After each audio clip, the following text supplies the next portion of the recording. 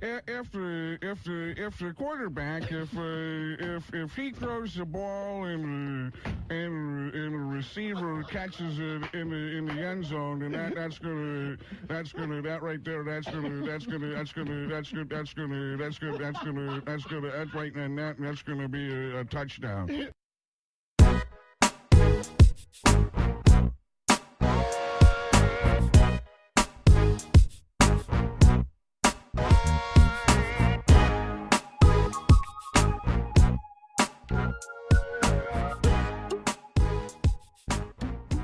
All right, everybody, welcome to another episode of the Sitdown with Shooter and the Stache.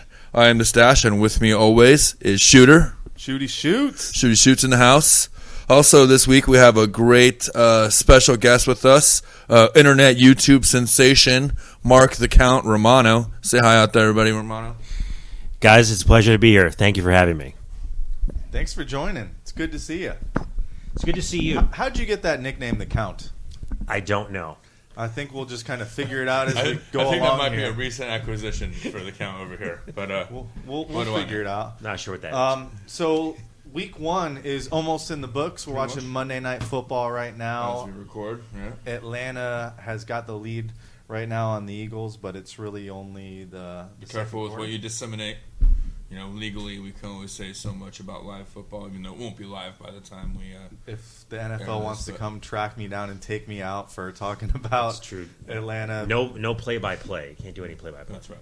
So, but yeah, as of right now, it's a decent game. So, do you guys like going to football games? Actually attending live football games, NFL games? that's a good question, actually. I don't really know, to be honest with you. It's not necessarily. How do you not my know? favorite thing. Well, I mean, I've been to plenty. It's just like, I guess I'm on the fence, is what I'd say. I don't know if I like or dislike it, per se. I do know that I have a tendency to watch a lot less football when I'm actually at the game. Because you're drunk?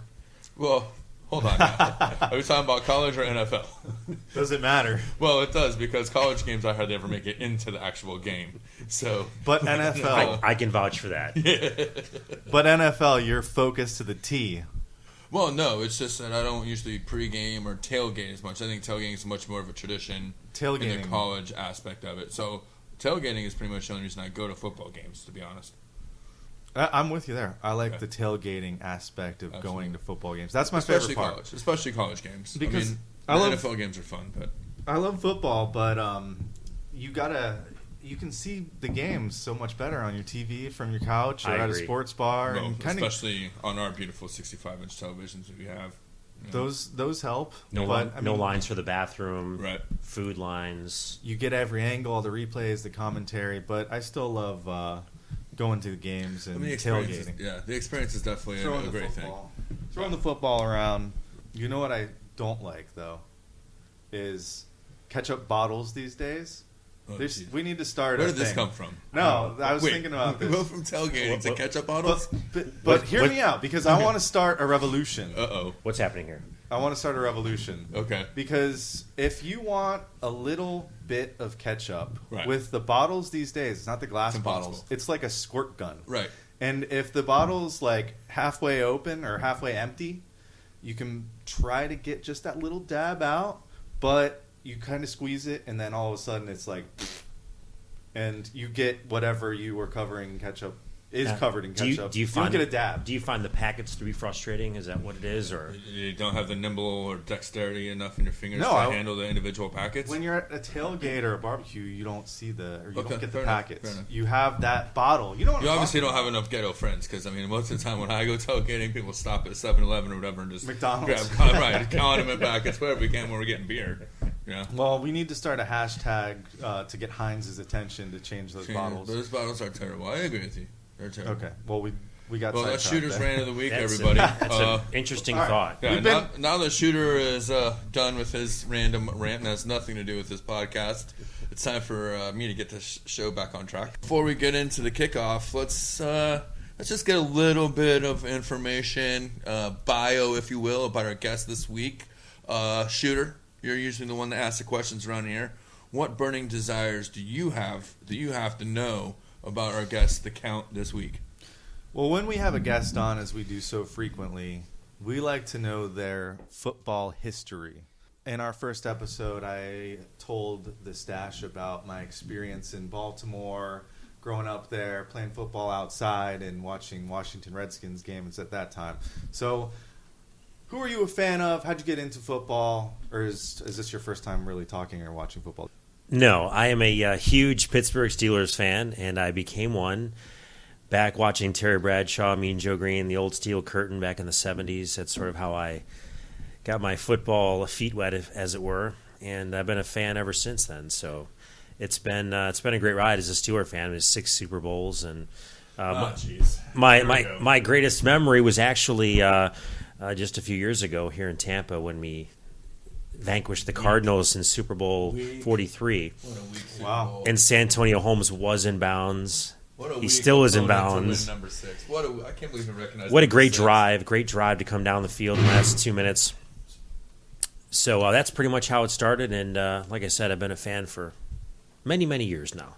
Well, that's unfortunate because that's going to close out our show. I didn't tell you this is a Steeler-free zone. What? That doesn't make any sense. Stache and I are Cowboys and Ravens fans, and the Steelers just don't fit in that really mix. Fly around here. Right. But so you're both wannabes, is that what it is? We'll make this is going to be a long episode. we'll make an exception for you. Yeah, these 5 rings that the Cowboys have, that's wannabe. Quality opponents for every single. Well, okay, all right, never mind. We did beat the Bills. All right, sorry. I got twice. I got. All right, fair enough. I got one more question though for our guest. All right, Yes. shoot away. And don't say the Steelers. Who do you think is going to win the Super Bowl this year? I know we're 1 week in, and you're going to say the Steelers, but realistically. Realistically, okay.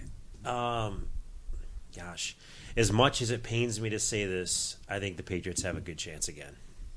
And I really hope that doesn't happen. I'm not a Patriot fan, but I really hope not. But that's if I had to pick a team right now, that's who I would pick. Everybody hates the Patriots, except for Patriots fans. Right. I'm with you, though. I have a good buddy of mine who's a big Patriots fan. He's been one for years. Yeah, I'm sure he's thrilled because they're kicking everyone's ass. They're very the last 10 polarizing. However, I do have quite a few rivalries right now about the Patriots. what about this may be off topic a little bit, but what about Miss George's recent comments? Oh, yeah. Stache, do you have any thoughts? Well, I mean, it's always important to get. I don't know what we're talking about, so you got to you explain. didn't hear about? No. Miss America Pageant the pageant over the winner weekend. Over the weekend was asked in her question whether she thought that Tom Brady, in fact, was or is a cheater as originally accused, and she believes that he is.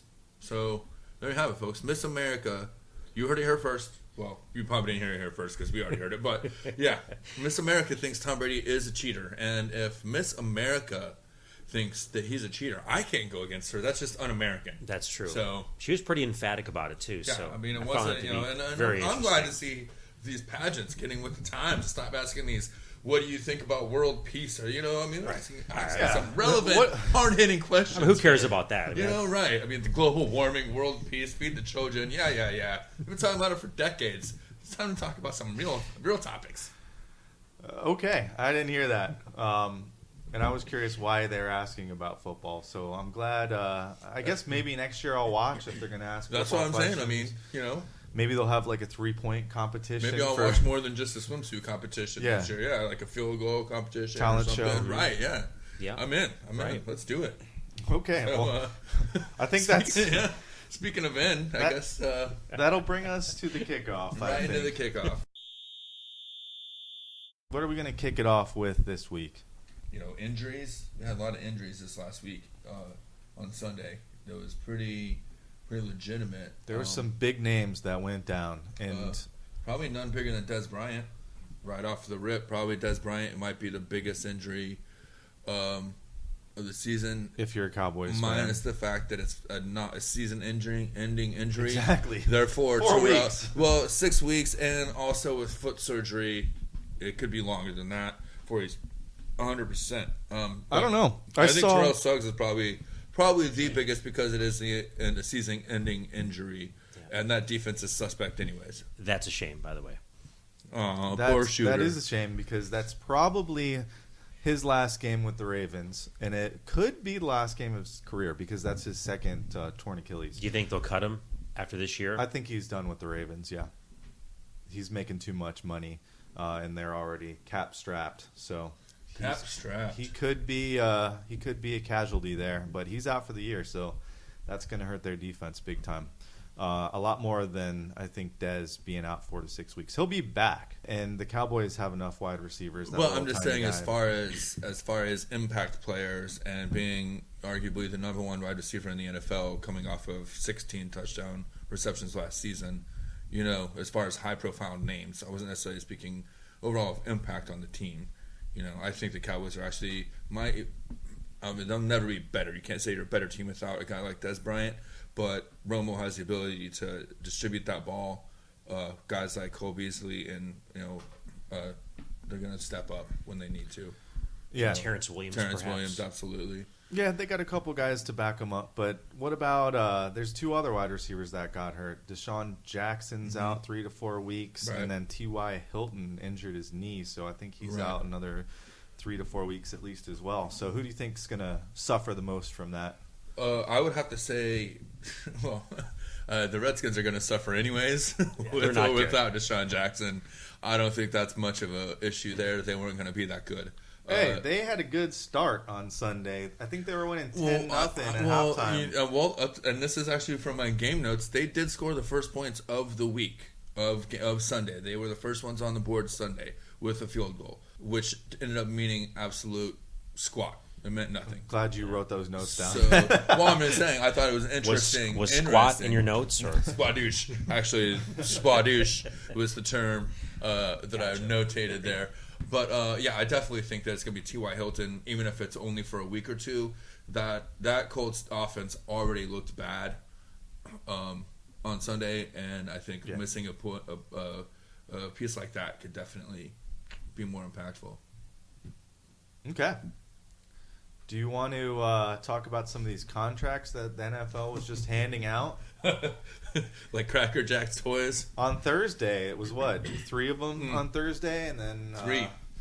And then A.J. Green on Friday. So you're talking about hundreds of millions of dollars signed within 24-hour period, basically. Which deal do you think was the best deal? A.J. Green, 4 years, $60 million extension. That's Eli Manning, 4-year, $84 million extension. Did you see his face last night when they gave up the game-winning touchdown? He was sitting there on the sidelines, all moping around. Yeah, that's usually. I'll talk about that.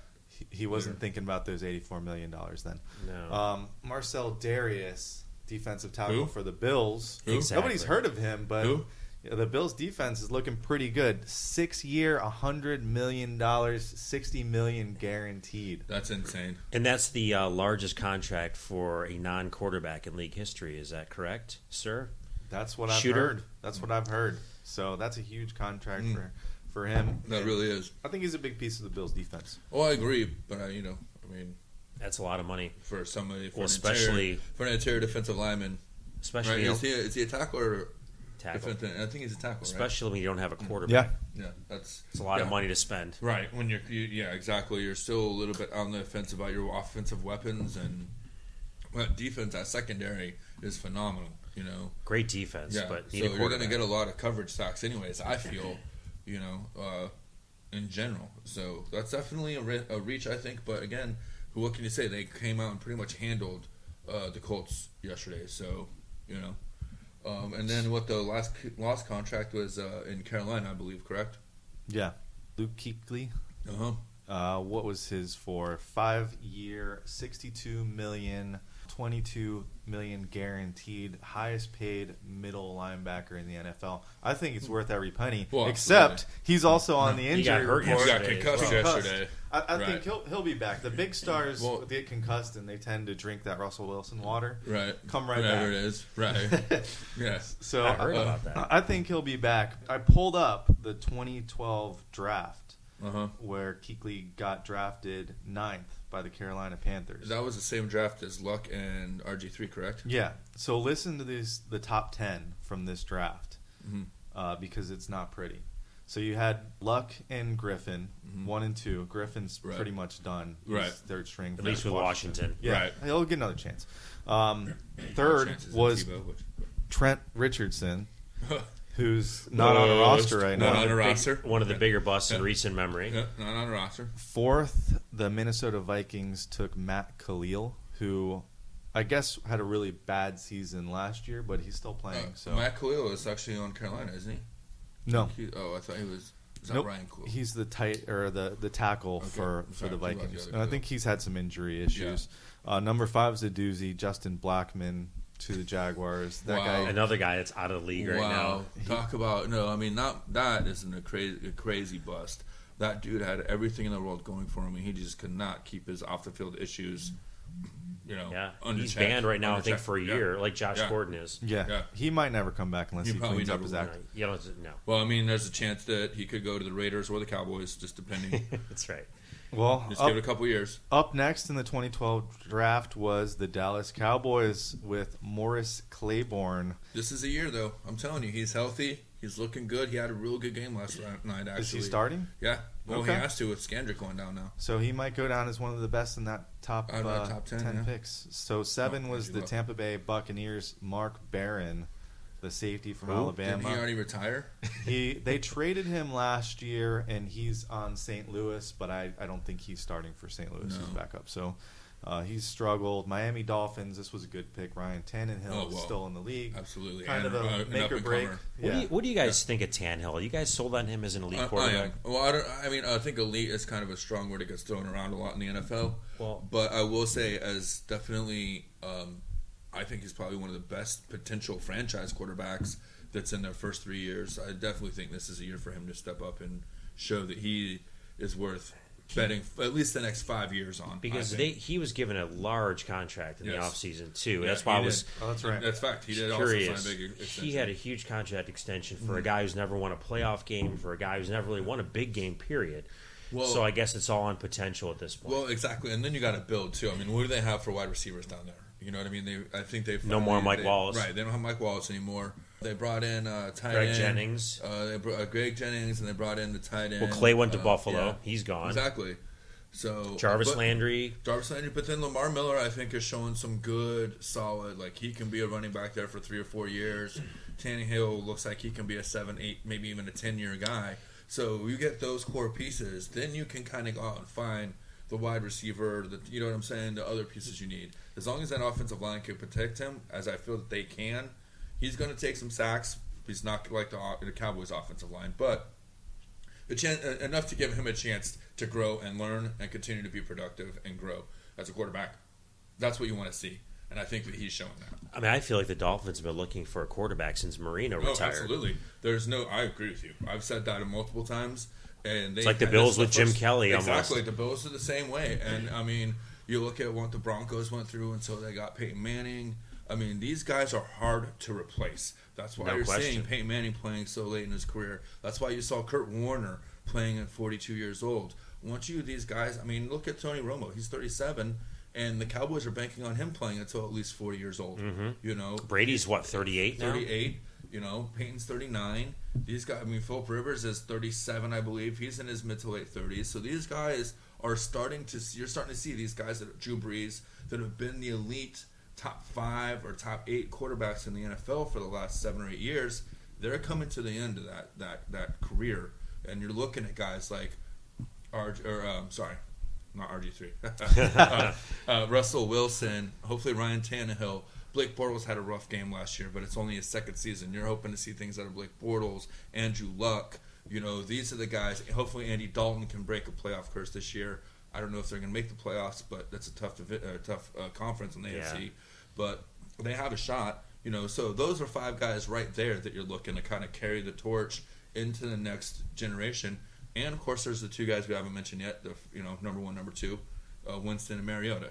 So it's tough. I'm sorry. I know. Well, I kind of go on and on about it, but Tannehill's got to make the playoffs. He's got to lead them to the playoffs first. So and I think he will this year. I think I picked the Dolphins to make the playoffs. It could be the year that they make the playoffs again. I believe they are the franchise that has had they're in like their longest drought in franchise history of not making the playoffs. Yeah, but it's only like and the 6 years. And the Bills, Buffalo has not made the playoffs since 1999. Yeah, 14 years. Yeah. Which it's actually a little more than that, but No, yeah, is it 16 years? yeah.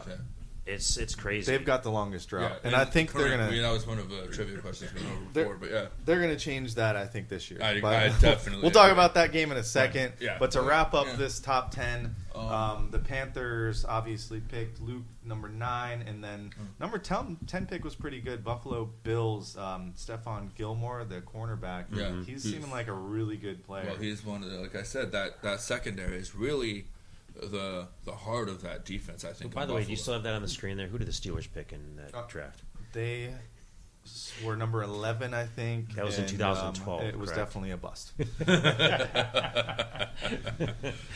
So- No, but I do have. Here's some players that were picked. Overall, it was like an ugly draft. Because think about that top 10. It was maybe like 5 of those guys are still even. Well, 3 of them, I think only 3 of them are actually starting, and that's Exactly. Luck, Kuechly, and Claiborne.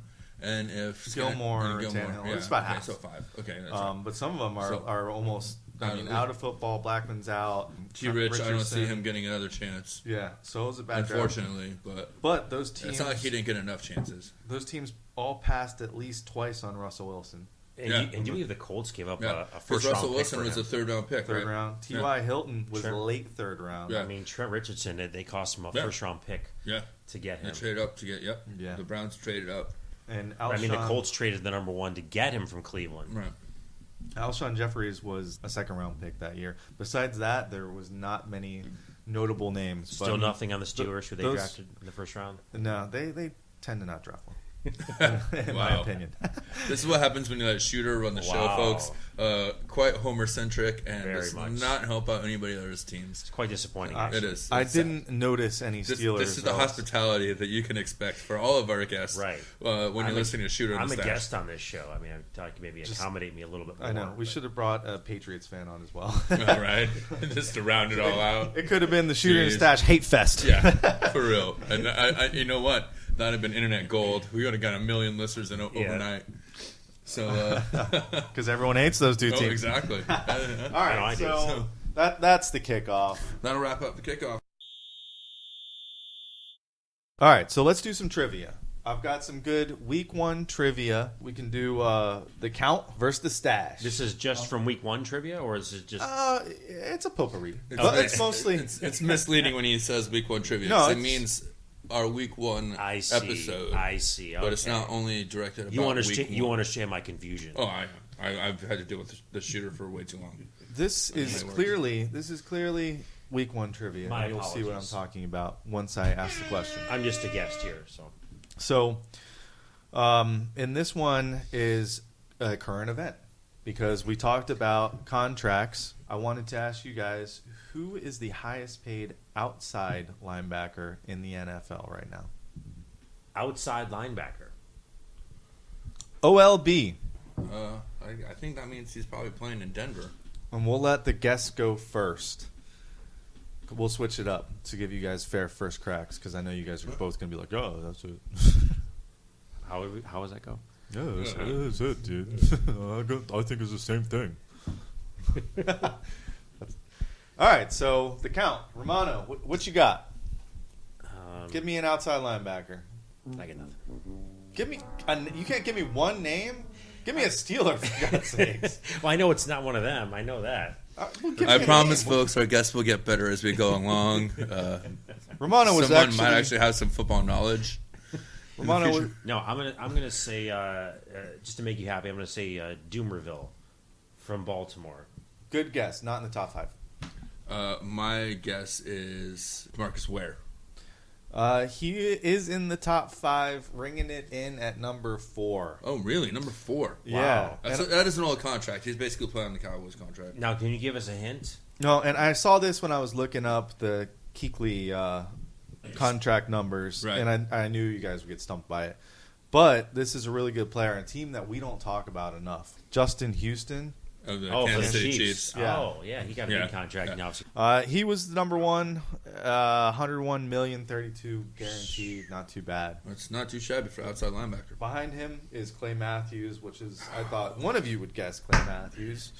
Ryan Kerrigan, a little bit of a surprise, but not really since it's Washington. Yeah, Who knows what the Washington. hell they're Who knows doing. what Dan Snyder's doing there? And then beware for D-Ware. His contract is still eating up the Definitely. zeros. Yeah. All right, so none of you got that one right. Unfortunately, Romano, very poor effort. I said Doomerville. We're gonna need more from you. We're definitely gonna need more from our guy. And by the way, I just want to let it be clear that while we both do know the count, Shooter is the one that invited him on the show tonight. So this is the kind of guest you can expect Shooter to bring on going forward. I was gonna hold out until the Ravens Steelers first matchup so we can have a spirited Right. debate. Well, and I will about who say won that it wasn't necessarily anybody's fault. Our original guest had a cancellation due to partying too hard with us yesterday watching football. So I was the second. It was stand-in. You were the stand-in for this week. You were on the schedule for later in the season, but you are, and we appreciate the last minute. how do you coming in for us. How do you feel about knowing that you were a second choice? It stings a little, but that's okay. I bought you that beer. Thank you. It's kind of like being the number 2 overall. Okay, so we got a 0-0 trivia matchup, 0-0, as my friend James from the UK would say. All right, mate, just get on with it. Who's James? Let's go to the next question. This one's very week 1 friendly, okay? So the Seahawks played the Rams in week 1. Seattle had won 17 of the past 20 meetings between these two teams, dating back to 2005. Okay. Sam Bradford was the Rams starting quarterback for the 2 of those wins. Who was the Rams QB for the other win? Ooh, I know. I can give you multiple choice if you need it. I don't think I need it. Right. I go first this time? Go first. Trent Green. Trent Green. Go ahead. Is that incorrect? That's incorrect. Damn it. I'm going to say Mark Bolger. Also incorrect. Austin Davis. Oh, Austin What? Davis. That was 2 years Yeah. ago. That's right. I even thought it was That's Mark right. Bolger who was one of the multiple choice. On the next multiple thought it had choice, you should probably take it. Man. Take advantage of the... Oh, I see. You were going to give us choices? Yeah. I still wouldn't have said I Austin didn't need Davis. it. No. You would have said Mark Bolger. Yeah. All right, so I moving would've said on. Austin You Davis. both missed that one again. We're still 0-0. Since 1990, which is when they had playoff expansion, Right. which is Extra really wild card. when they keep track of all this stuff. Right, the 'Cause modern era, it's if you the will. modern era. What percentage of teams that started 0-1 have reached the postseason that year? Which percentage of teams that started 0-1 during that whole time period from 1990 to today? Is there a multiple choice? No. I'll give you multiple choice. 5, 10, 20, 30. That's 4. That's 4 choices. Standard SAT testing right there. How about D? None of the above. Or E, I'm sorry. Whatever 5 is. I'm going to say 30%. 30% is incorrect. Yeah. I'm going to say 10%. 10% is incorrect. The answer is 25, which I don't even think was an No, option. you asshole. But it doesn't matter because you guys didn't get it and you wouldn't have guessed it anyway. I was Romano thinking might have. 20. I just thought 20 It was wasn't too even a high. choice. How could we have gotten it? I think it was 20 was too high. Look, Shooter's not perfect. Clearly. Shooter is a quiz But show host. I I don't know. don't see anyone else with trivia questions at this table, so we'll move on to question number 4. How many 0-1 teams went to the playoffs last year? Oh. How many? Yeah. 25%, by the way, since 1990.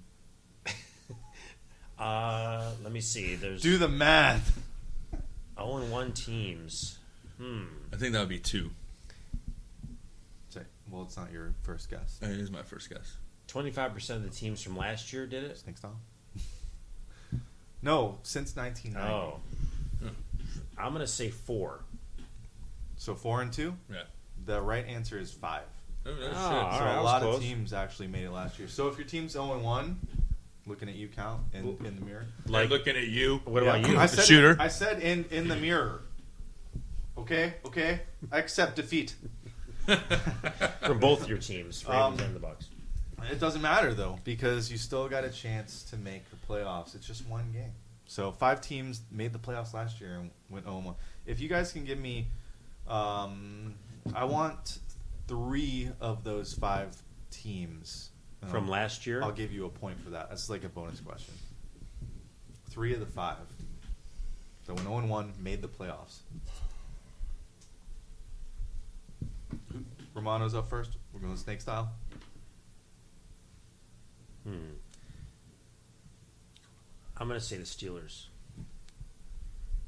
Did they make the playoffs? They won the division. They won the division. You are wrong. Give him two more guesses to get a point. Come on.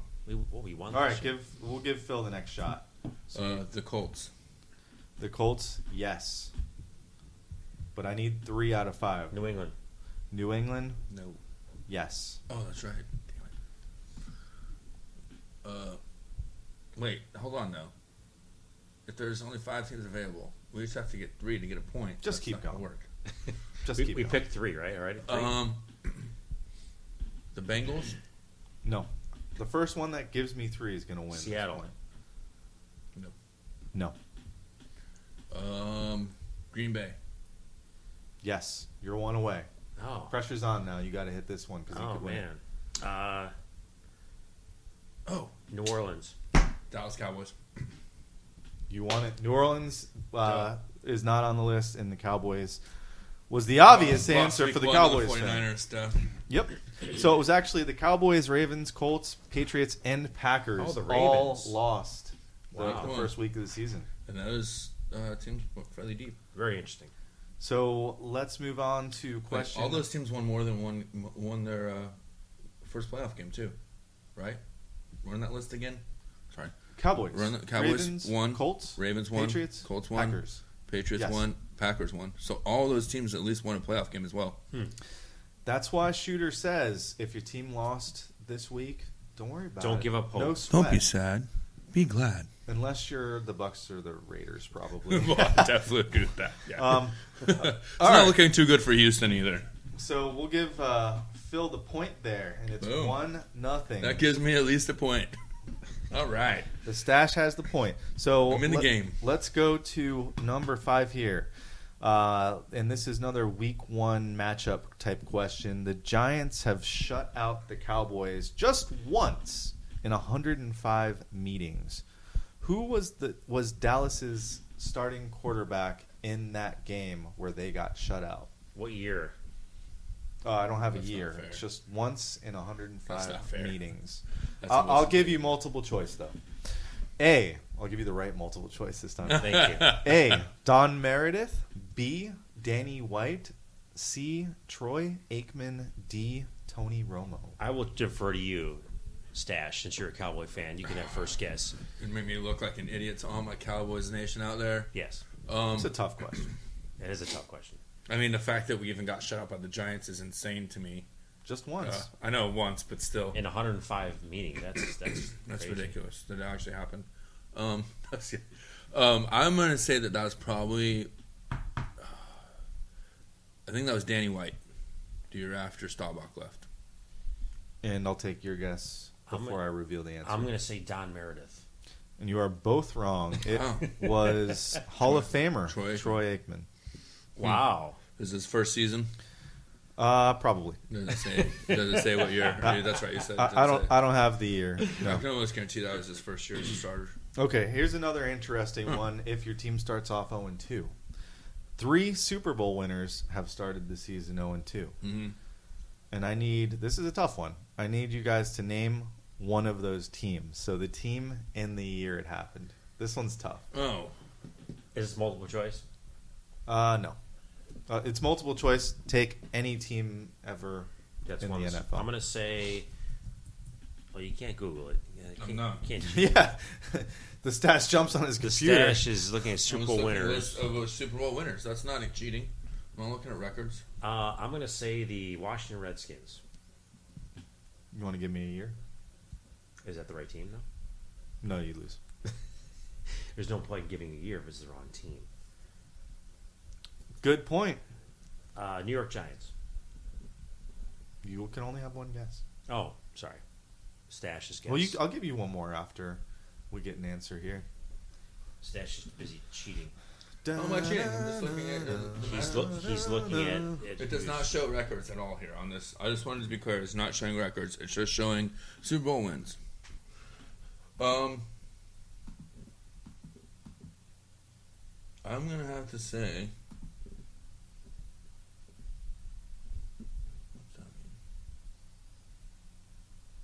What's that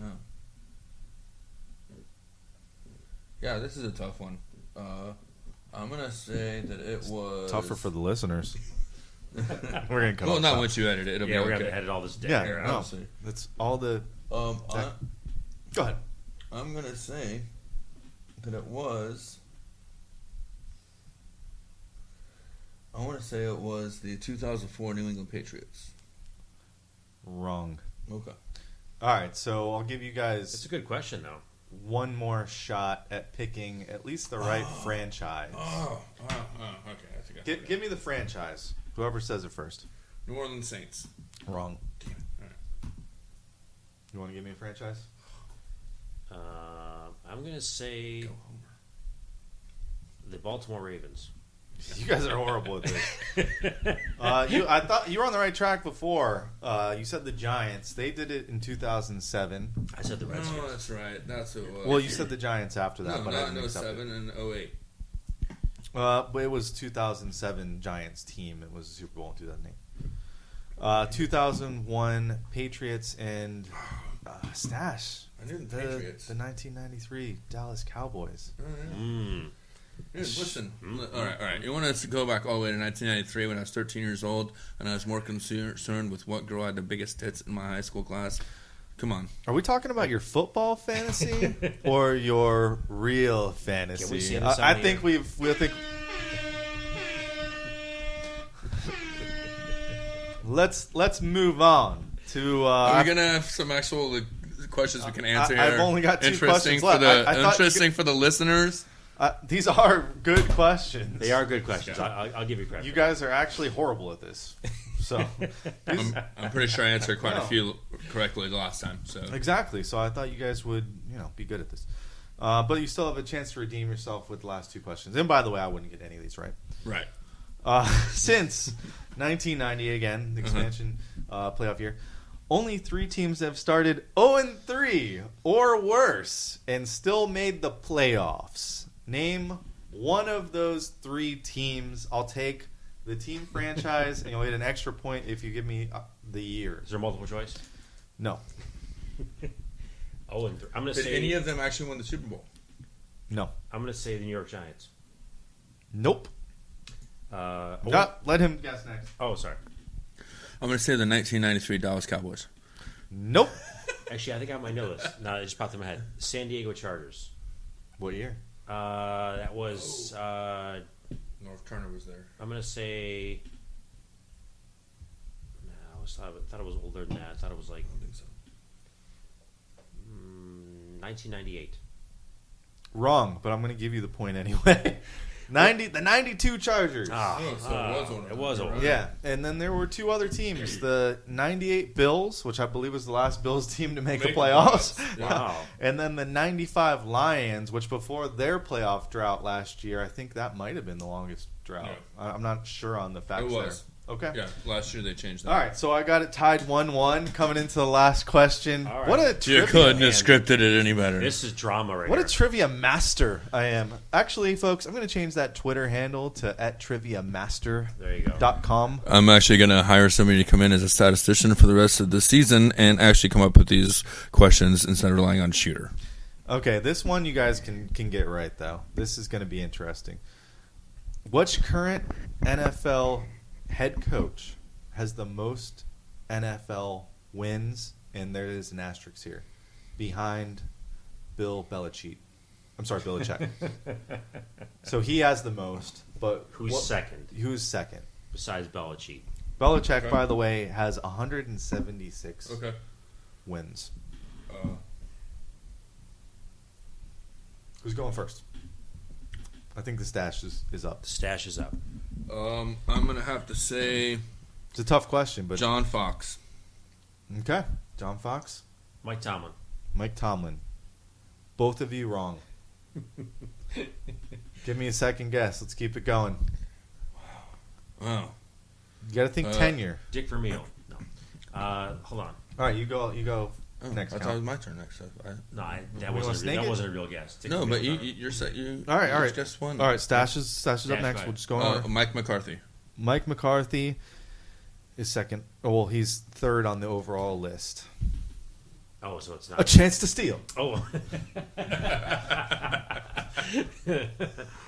Let me see here. Who else is on there? Thinking tenure. I know. Tenure. It's an obvious choice that you're just not thinking of. Is that right? Is it an obvious one? Yeah, you just won't think of it. You should, as true football fans who have a podcast talking about football. Again, I wouldn't have got this right either. So Give me a guess, Romano. I know. Hang on. I'm thinking. I know. Excuse me. I know who it is. Let me see who this is now. I think she already got it right. Rex Ryan. You're disqualified from the game. John Harbaugh. Nope. What? Wow. Wow. All right. Wow. Wait, hang on. He's got to have the most playoff wins behind one more Belichick, guess. right? One more guess. Okay, you get one more guess. All right, because that's not right. It's not the right answer, right? No. None of those are correct. Correct. None of them correct. Correct. Okay. Correct. Tom Coughlin. Wrong. Marvin Lewis. Marvin Lewis, but I'm not giving it to you because you guys missed too much. Oh! But I will give the Half a point. point. No, I will give the point to whoever gets closest to how many wins he has. How many did Belichick have? 176. Whoever goes closest, doesn't matter if you're over. This isn't Price is Right. 116. So 116 from the count, the stash. 128. And our first guest has won our first trivia battle. Oh, the guest. Exactly 100 wins for Marvin Lewis. Wow. I think- It's over 70 wins. I thought it was a lot closer than that. And I'm surprised Mike McCarthy doesn't have more. Mike McCarthy is not far behind with 94. So that's surprising. But I guess, Marvin Lewis has been there over a decade now. Yeah, all with the Bengals, too. So yeah. if they don't start winning some playoff games, though, Well, this will be his last season. I think- Playoff game. I think he's on the hot seat. I feel like So we say that every year about him. He's always around. yeah, Weird. but if he The doesn't guy's make a it this damn year- good coach. Let's be honest. Where do you go in Cincinnati to really get somebody better than him? What pull and what lure do you have as Cincinnati Bengals? That's always the to challenge. bring the kind of coach that's Is- better. Yeah. When you know? fire somebody, Who do you get? who are you going to get? That's always the Right, challenge. right. I give him full credit. And Absolutely. that wraps up our first ever trivia. And congratulations, Count. You won. Joe, do you want to say anything? Thank you. I appreciate the opportunity, and I'm very excited. Oh, come on. Give us like a Kanye West acceptance speech. Say you're going to run for president. Yeah, exactly. Exactly. Thank you. All right, so we're going to take a break now, and we will come back with some week 2. We'll come back. Covers week 2 quick picks. We'll basically say adieu to our guests. I'm just kidding. I'm just kidding. You know how I know you're gay? How? How do you know I'm gay? Because you macrameed yourself a pair of jean shorts. You know I know you're gay? You just told me you're not sleeping with women anymore. You know how I know that you're gay? How? Because you're gay and you can tell who other gay people are? You know how I know you're gay? How? You like Coldplay. Oh, you're dead. You're dead. All right, so guess what just happened? What happened, Shooter? I got a Facebook question. Facebook. Live. All right, so this is actually from one of our buddies, but we'll take it. And if any of our friends ask us a question, we're definitely going to talk about it. Right. We'll just say that right now. But you can We're find us homers on- in more than one way here at Shooter in the Stash. So You said homers, right? Homers. No homo. So our buddy Jared, who is, like we said, is a good friend of ours, has asked us on Facebook, and this is a Bucs related question, so brace yourself. Does Winston suck? Jameis Winston. Does Jameis Winston suck? Or is the protection so bad that the Buccaneers' offensive line are barely qualified to be stadium security? And he adds to that, and I like this. In my opinion, if the O-line wouldn't have missed their assignments and lined up legally, Winston may have been getting boy band kind of ass last night instead of crying like a bitch looking at his yearbook.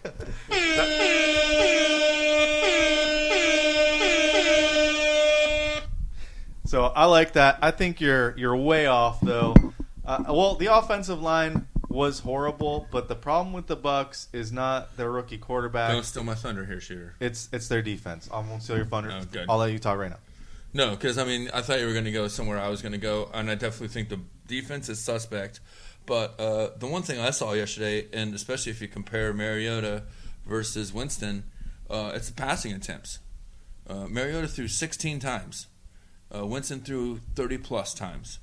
I'm sorry, that's not... Yeah, but you realize Mariota didn't have to finish the game because his team was whooping ass. But still, the point is, if you really look at it, even on that 3rd and 3, I know it's very in vogue in the NFL to throw on 3rd and short right now, but with that offensive line and a rookie quarterback and a running back that's supposed to be trying to prove something in a contract year, I'm running the ball there, especially on the first possession of the game.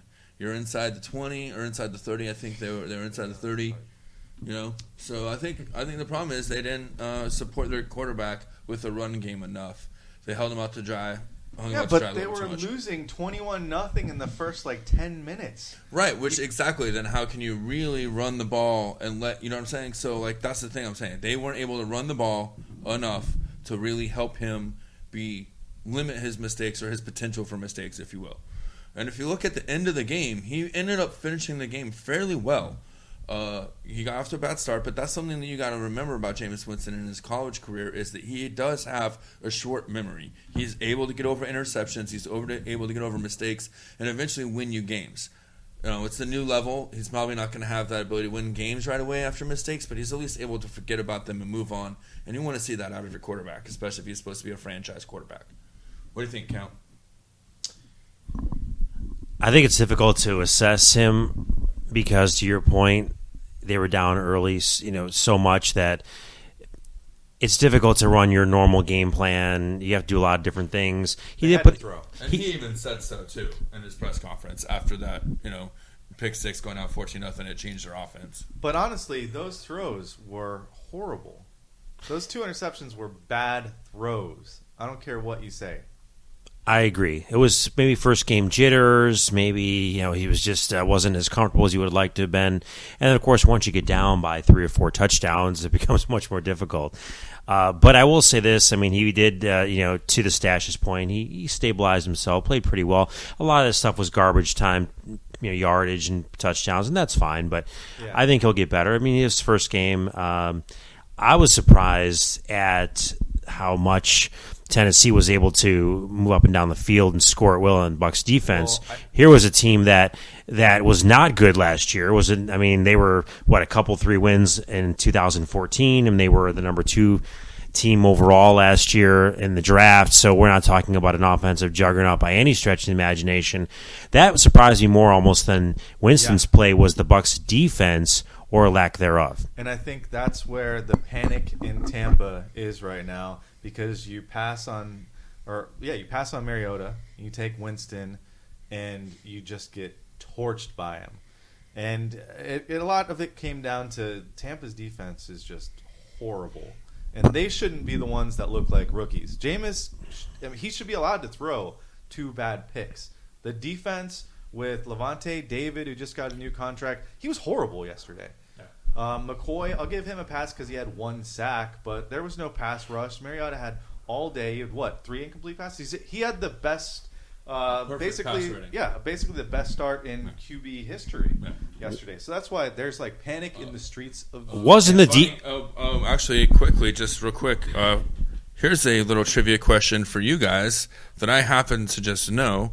Who is the last quarterback to throw for 4 touchdowns in their first NFL start? Fran Tarkenton. Oh, look at him. You did not know that. Who was the last quarterback or before Jameis Winston to throw a pick 6 in his first NFL pass? Nobody. Nobody does that, right? Winston's the only one. I thought that the Bucs defense was supposedly the strength of this team. You didn't answer my question because the answer was Brett Favre. I knew that.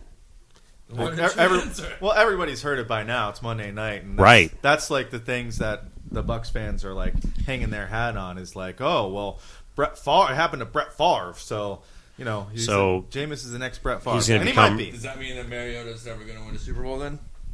I mean, if Fran Tarkenton's the last one to throw 4 touchdowns, he never won a Super Bowl. Well, you know what, though? If Fran Arguably Tarkenton one can of the get you to 4 Super Bowls, I think people will be happy with that. Jameis Winston, 4 Super Bowls. Right. We'll see how that goes. But Yeah, so obviously it was an ugly, ugly game for the Bucs. And let's go down some of the other games from Week 1. And You're going to edit the shit out of that, aren't you? no, you are. So let's see. Our guest might have an opinion on the Thursday night game. The Patriots were at home against the Steelers, and I picked the Patriots to win because I knew Tom Brady was coming back. And he just lit them up like a Christmas tree. the secondary is a concern for the Steelers. I'll grant you that. However, I will say this. Without Le'Veon Bell and Martavis Bryant, they played pretty well. They hung in the game. And if they punched the ball in from the 1-yard line like they should have, it would have been a 3-point game in the fourth quarter. They stalled. They had to kick a field goal. And then Gronkowski had that long 50-something yard catch. And the momentum shifted at that point back to New England. I mean, the Steelers are going to have problems in defense all year. That's not the strength of their team. Their offense is much better than their defense, which is unusual for a Steelers team. But that is the case this year. So Pittsburgh's going to have to outscore a lot of people in order to win games consistently. I think they'll win more than their share, especially when they get all the weapons back. But their defense is definitely a work in progress. And that's kind of the worst scenario you could possibly imagine, is going into New England when they're raising the championship banner. Brady's suspension is overturned. He's pumped up. You go into a hostile environment with a secondary that's shaky to begin with, and then you put him in that situation. I think that's probably too much to ask for a group of that of that age and that talent. They'll get better. I think they'll be fine. But right now, they're just they ran into a buzzsaw in Week 1, and that happens sometimes. But as trivia proved, 0-1 does not necessarily kill your season. So what happened with the whole headset beginning of the situation? game? There was an issue with the headsets. They were hearing the Patriots. Who knows what the Patriots were hearing? Apparently, other teams were saying, "Oh, that's normal in New England." I think that probably happens everywhere, just with like how that technology works in the channels. Right. I'm sure it happens everywhere. But this is 2015. You think you'd be able to like iron out those kind of communications at this point? Especially if it allegedly happens on a consistent basis in New England, you know. To me, I think it's funny, though, because you're just going down the line of more allegations after the fact towards the Patriots. Do you think you it's know, sour grapes? I don't necessarily think that it's sour grapes. I think that now all of a sudden people are asking these questions that were never asked of other teams before. You know, why would you ask about the Cowboys sending people into the locker room to perhaps grab the scripted plays? Or why would you ask Manning about, hey, did you ever feel safe in the New England locker room?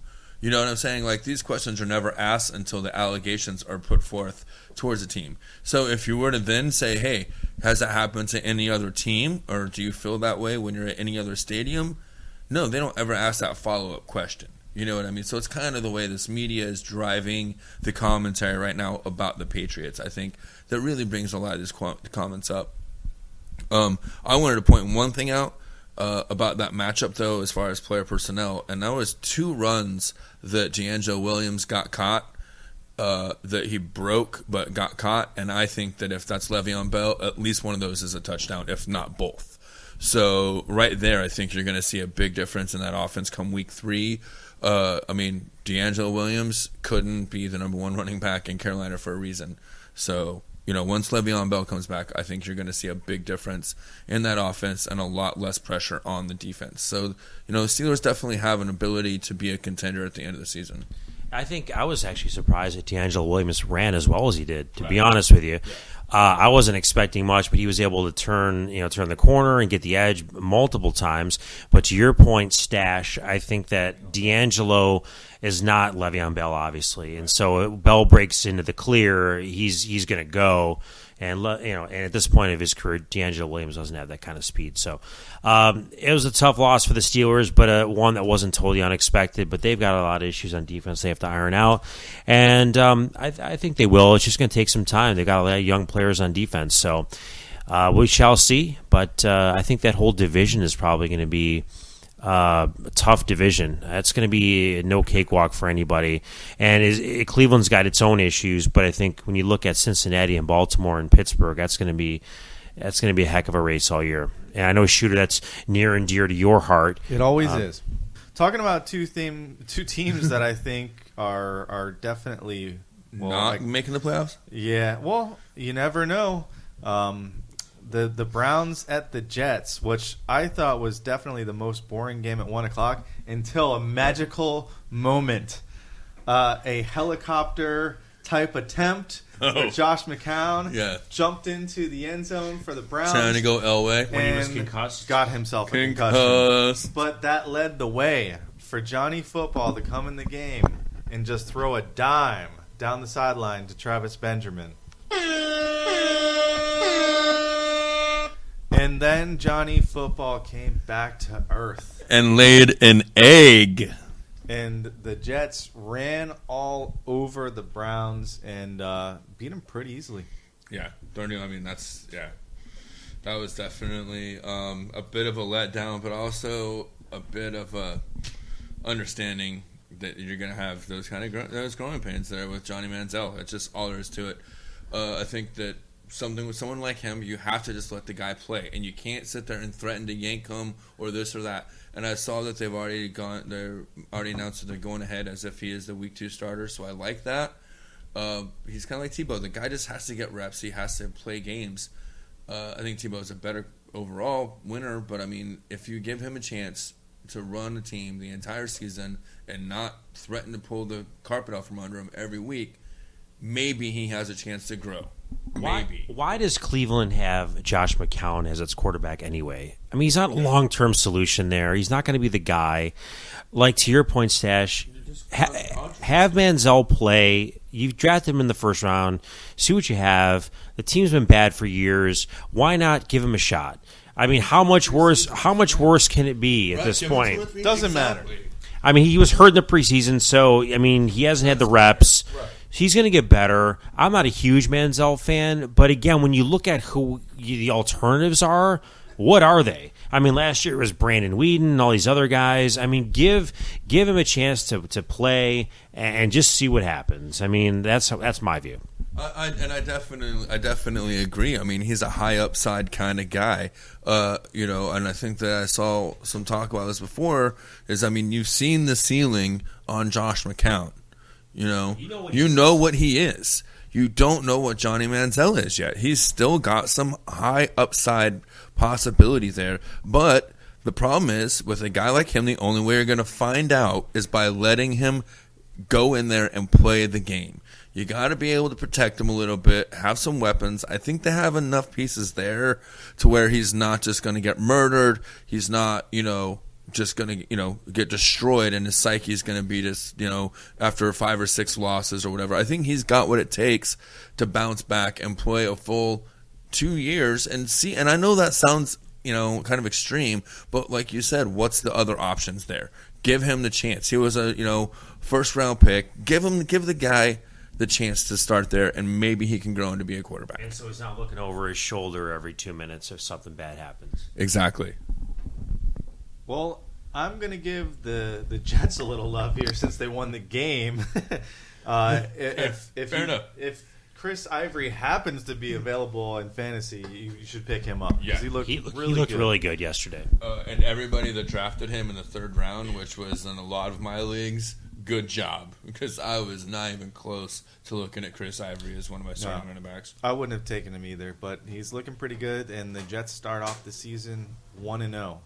Next up, we have the Colts at the Bills, and it was not a surprise to myself in the stash that the Bills' defense was on fire.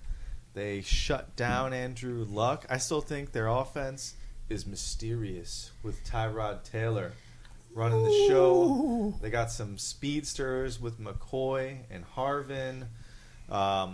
I think they look like a scary team. And they're the Watkins is only going to get better. Yeah. Mm-hmm. Robert Woods is a good player every once in a while. So,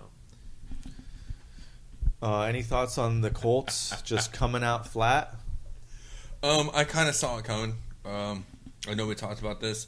I'm not going to say their Colts aren't a favorite for the AFC.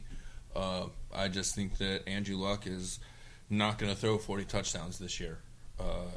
He is an amazing quarterback. He's going to be like I was talking about before.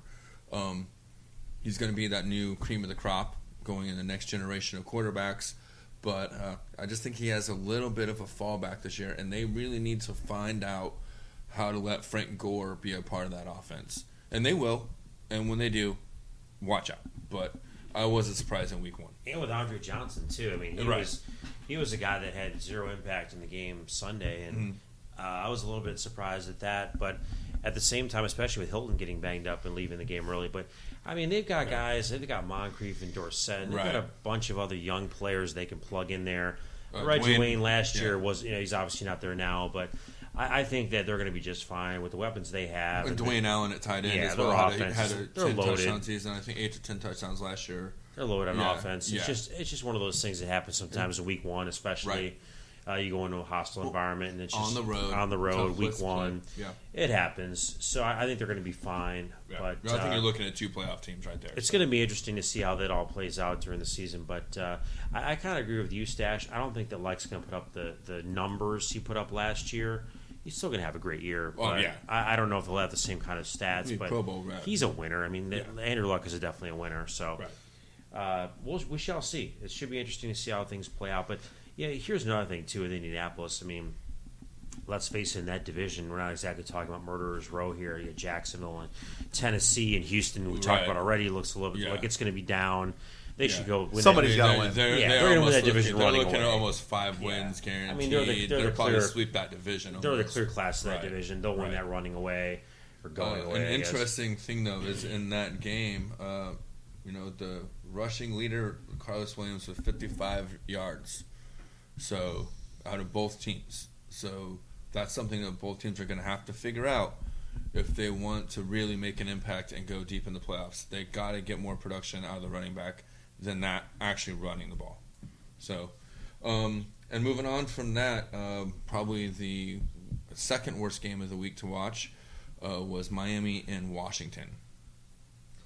I watched actually a good portion of that game. I was out at establishment watching the game, and we like to represent local Tampa establishments, and was watching that game, and Washington. Wow, that's a curious case. That's another team with no quarterback either. No identity, really. They can't figure out if they want to go with RG3 or Kirk Cousins, and then Deshaun Jackson gets hurt.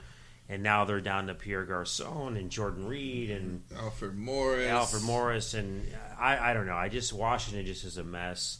And Miami, I mean, they didn't light the world on fire either, but they showed enough. Tannehill showed enough. Lamar Miller played. They showed well enough. Listen, anytime you can win on the road, you'll take it. You'll take it. And there were a lot of Dolphin fans at FedEx Field. A lot of teal in that audience, and I think the Redskins they're a team that's they're clearly in transition. Let's just put it that way. I think they're in trouble, legitimately, as a franchise, as an organization. We can get into that. Maybe that might need to be a topic we actually talk about in the future of the season at some point. The curious case of the Washington Redskins. Absolutely. We could probably do a whole 1-hour special just on that, Dan Snyder and that whole debacle. So, but yeah, I mean, like you said, I think the Dolphins are going to be right there contending in that division. That's going to be another huge division with the Dolphins and the Bills and the Patriots. So,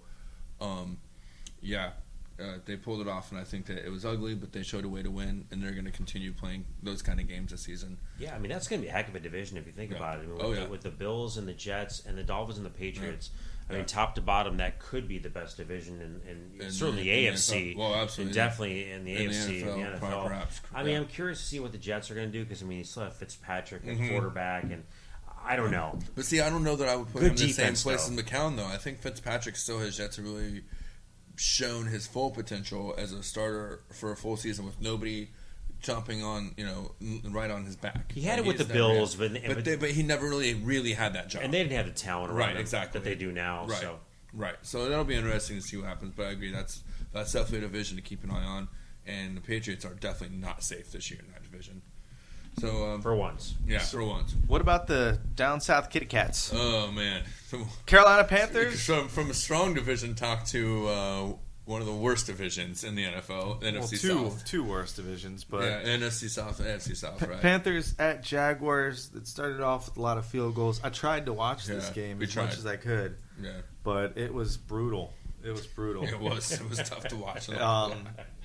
Despite losing their best player, Carolina came out victorious. I thought Jacksonville was going to come out and win this game and turn some heads, but they obviously still have a long way to go. Yeah, I think, again, Blake Bortles pretty much outperformed Cam Newton overall.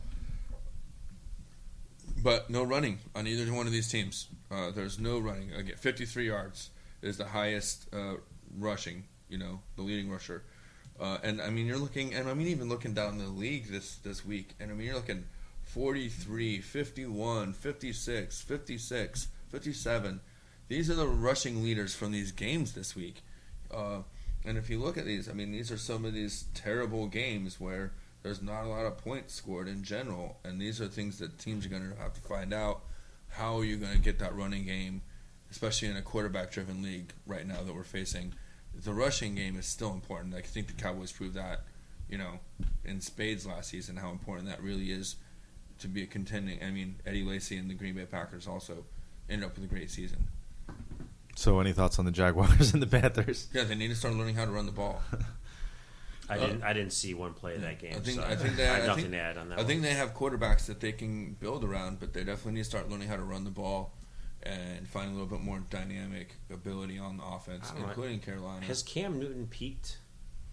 I mean, that's a good question, and I think that's a fair question. I don't know that he's ever really had a team.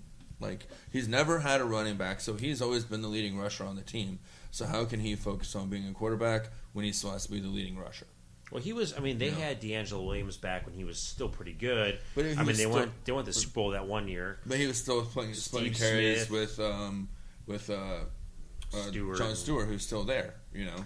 Yeah, I mean, they had a good offense at one point, but they had Musa Muhammad, they had Steve Smith, they had decent players, but they have Greg Olson now. Remember that Wesley Walls going back a few years? I mean, and that defense was good back then. I mean, they've always had a tradition. That's what I'm saying. Defense. Like, I don't know if Cam Newton at this point of his career is going to get any better. I think he is what he is, and he doesn't have great weapons around him for sure. I mean, Kelvin Benjamin got hurt. Right. He's out for the year. That really hurts. It definitely does. And so I don't know. The keys to those teams are definitely the defense, and also the keys to the next game, which I thought was a great game at 1 o'clock. Probably game of the week. The Seahawks at the Rams. The Rams won it in overtime, upsetting the Seahawks. And it's funny because it came down to a 4th and 1. And what did the Seahawks do? They ran Lynch this time. Yeah. And he was stuffed for a 3-yard loss. Yeah, but did you see the actual play? It was more of it was a it wasn't up the gut, no. No, well, it was Russell Wilson was kind of holding on to it to see if he was going to. It was almost an option, right? Yeah, it was a horrible play call again. I think a stunt. Well, right, and it was a stunt from the offensive line. So you had guards pulling to a certain side, and then it was by the time they were trying to set the block, Russell Wilson tried to make a play but not make a play.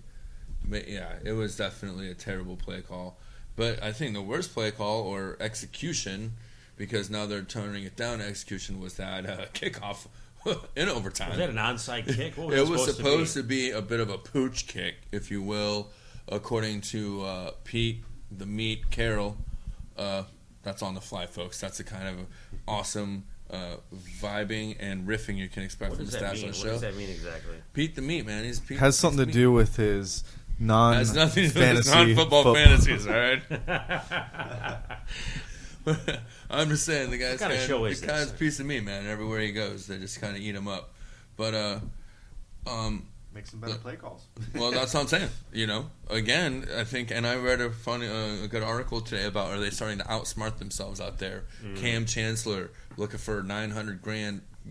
What's keeping you from coming to the table and finishing that deal whenever his backup got burned for the tying touchdown or whatnot. Right. The touchdown that kept him in price the went game. up, I Right. guess. Exactly.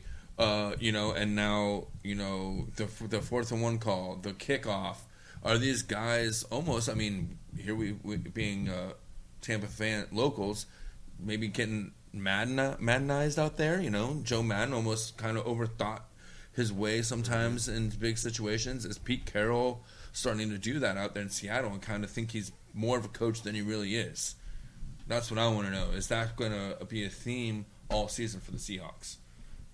Obviously it was a good game. It came down basically a coin flip. Two of the best defenses in the league. Again, that's going to be a strong division with the Cardinals included there. I think the 49ers aren't going to be as much of a factor, but yeah.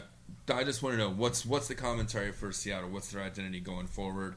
Can they overcome these kind of mental blunders in the coaching aspect? I think that you're starting to see from them. Only time will tell. Indeed.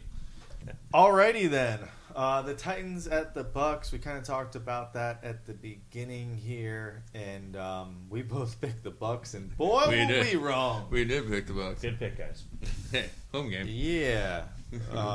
Let's move on because Yeah. that one was. We don't was really ugly. need to Unless talk about that. You're a Titans fan. There's reason to hope if you're a Titans fan, but I think the But Bucs. don't get your hopes up, and the Bucs fans shouldn't get their hopes down too much.